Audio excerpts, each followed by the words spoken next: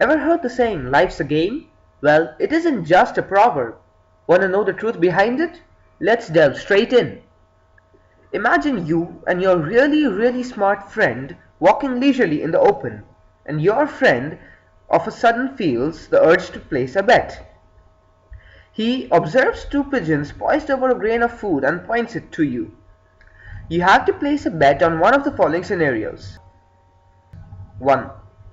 One of them will get the grain. 2. Neither of them gets the grain. It is a bet with a big prize, your friend tells you. You use your logic and, of course, as one of them will get the grain, you place your bet on the first scenario. Your friend gives you a sly grin, and we will stop time at this moment. For simplicity, we will assume the following. Each pigeon is smart enough to know that if he bangs his head with the other one, he will pass out. 2. Each pigeon is a perfect logician and knows that the other one is too.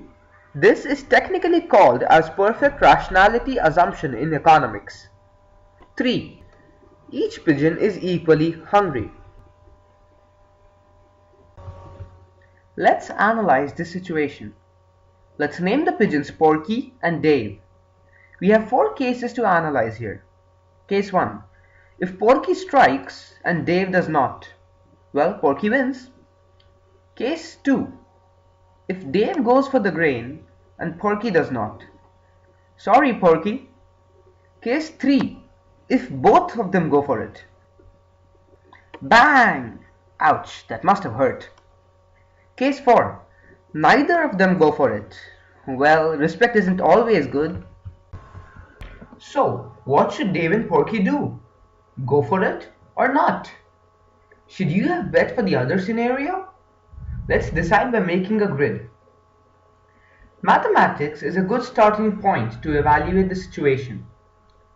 For getting the grain, let's assign a positive 1. For not getting it, a 0. And for banging your head and passing out, a -1. Fair enough? So let's assign Porky and Dave their numbers for the 4 cases. Case 1, where Porky strikes and gets the grain. Porky 1, Dave 0.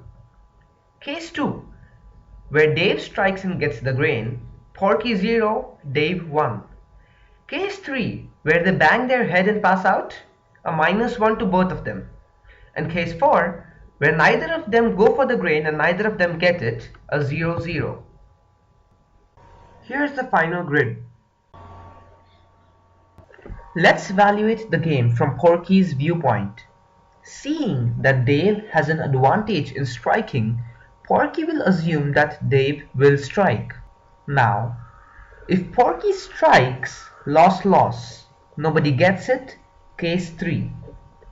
If Porky does not strike, Dave will strike and get the grain, case 2. But you will note that this outcome is better for Porky than the previous scenario where Porky does strike. So, Porky will decide to not strike. But Dave also has similar outcomes, and given that both pigeons are perfect logicians, Dave will also think on similar lines. So they both won't strike. 0-0, case 4. Now, each knows that the other will not strike, and they are perfect logicians, so each of them will think of striking and making it 1-0 in their favor. But at the same time, they know that the other is a perfect logician too and is thinking of striking. Thus, both of them will not strike, back to 0-0, case 4. This continues ad infinitum. Hence, the situation will always end up with neither pigeon getting the grain. And there, you have lost the bet and you owe your friend a big prize. You take out your wand, do a hocus pocus, and grow the grain into a big grain, with an equally big sorry to Dave and Porky who can no longer get the grain, and give it to your friend. A big prize. Guess you really are smarter after all.